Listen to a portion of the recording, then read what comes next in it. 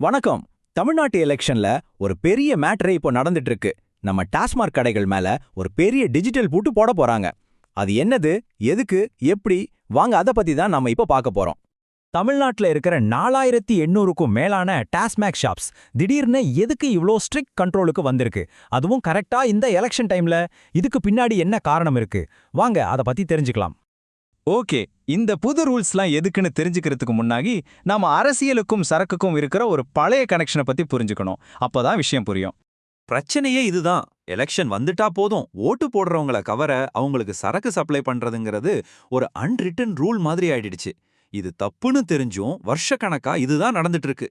நீங்களே பாருங்க, இது ஒன்றும் நேத்தின்னிக்கே ஆரம்பிச்ச விஷயம் கிடையாது. ரொம்ப வருஷமா ஓடிட்டு இருக்கிற ஒரு பெரிய பிரச்சனை இது. ஆனா இந்த தடவை எலெக்ஷன் கமிஷன் போதும் இந்த ஆட்டம் சொல்லி இதுக்கு ஒரு ஃபுல் ஸ்டாப் வைக்க முடிவு பண்ணிட்டாங்க.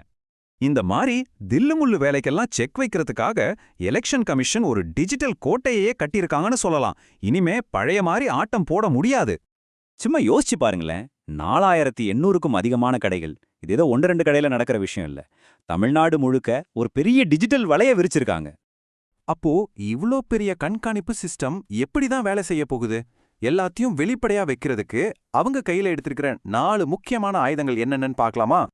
இந்த புது சிஸ்டமோட 4 மெயின் பில்லர்ஸ் இதுதான்: daily report, digital bill, CCTV camera, அப்புறம் ஜிபிஎஸ் ட்ராக்கிங். இது ஒன்னொன்னு எப்படி இந்த தில்லுமுலுக்கெல்லாம் பிரேக் போடுதுன்னு இப்போ டீட்டெயிலா பார்க்கலாம். First layer data. தினமும் எவ்ளோ ஸ்டாக் உள்ள வருது, எவ்ளோ சேல்ஸ் ஆகுது, எவ்ளோ பாக்கி இருக்குன்னு எல்லா கணக்கும் எலெக்ஷன் ஆஃபீஸர்ஸ்க்கு போயிடும். இதனால கணக்குல வராத சரக்கோ திடீர்னு காணாம போனா டக்குன்னு கண்டுபிடிச்சிடலாம். அடுத்து 2வது லேயர் டெக்னாலஜி. இனிமே பேப்பர் பில் எல்லாம் கிடையாது. ஒவ்வொரு சேல்ஸுக்கும் ஒரு டிஜிட்டல் ரெக்கார்ட் கிரியேட் ஆகிடும். அதை யாராலையும் அழிக்கவோ மாத்தவோ முடியாது. இதோட உண்மையான பவர் என்ன தெரியுமா? யார் யாரெல்லாம் அளவுக்கு அதிகமா மொத்தமா சரக்கு வாங்குறாங்கன்னு உடனே கண்டுபிடிச்சிடலாம். இதனால பிளாக்ல விக்கிறதும் பதுக்கி வைக்கிறதும் இனிமே நடக்காத காரியம். 3வது லேயர் நேரடி கண்காணிப்பு. கடைக்கு உள்ளேயும் சரி வெளியேவும் சரி என்ன நடக்குதுன்னு 24/7 சிசிடிவி கேமரா ரெக்கார்ட் பண்ணிட்டே இருக்கணும். இனிமே மறைச்சு எதுவும் பண்ணவே முடியாது. 4வது கடைசி லேயர் சப்ளை செயின் கண்ட்ரோல். கோடவுன்ல இருந்து கடைக்கு சரக்கு கொண்டு வர ஒவ்வொரு லாரிலையும் ஜிபிஎஸ் இருக்கும். வழியில லாரி எங்கேயாவது நின்னாலோ இல்ல ரூட்டை மாத்தினாலோ உடனே தெரிஞ்சிடும். இனிமே வழியில சரக்கு மாயமாம போகாது. சரி, இவ்ளோ ஸ்ட்ரிக்டான ரூல்ஸ்லாம் கொண்டு வந்தாச்சு. இதனால என்னது நடக்க போகுது?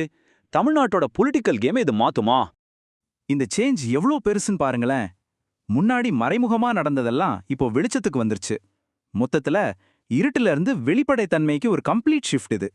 இதுல ரொம்ப முக்கியமான விஷயம் என்னன்னா, இது வெறும் அட்வைஸ் கிடையாது. இந்த ரூல்ஸை யாராவது மீறினா, அது டாஸ்மாக் ஸ்டாஃபா இருந்தாலும் சரி, இல்ல எந்த அரசியல் கட்சியா இருந்தாலும் சரி, அவங்க மேல கடுமையான சட்ட நடவடிக்கை பாயும்னு எலெக்ஷன் கமிஷன் ரொம்ப தெளிவா வார்ன் பண்ணிருக்காங்க. இந்த அதிரடி நடவடிக்கையோட உடனடி எஃபெக்ட் என்ன தெரியுமா? நிறைய அரசியல் கட்சிகள் அவங்களோட வழக்கமான எலெக்ஷன் டெக்னிக்ஸை பயன்படுத்த முடியாம ரொம்பவே குழம்பி போயிருக்காங்களாம். அப்போ கடைசியா நாம கேட்க வேண்டிய கேள்வி இதுதான்: இந்த டிஜிட்டல் லாக் உண்மையிலேயே தமிழ்நாடு எலெக்ஷனை ஒரு நேர்மையான எலெக்ஷனா மாத்துமா, இல்ல தப்பு பண்றதுக்கு புது புது வழியை கண்டுபிடிப்பாங்களா? இதுக்கு காலம்தான் பதில் சொல்லணும்.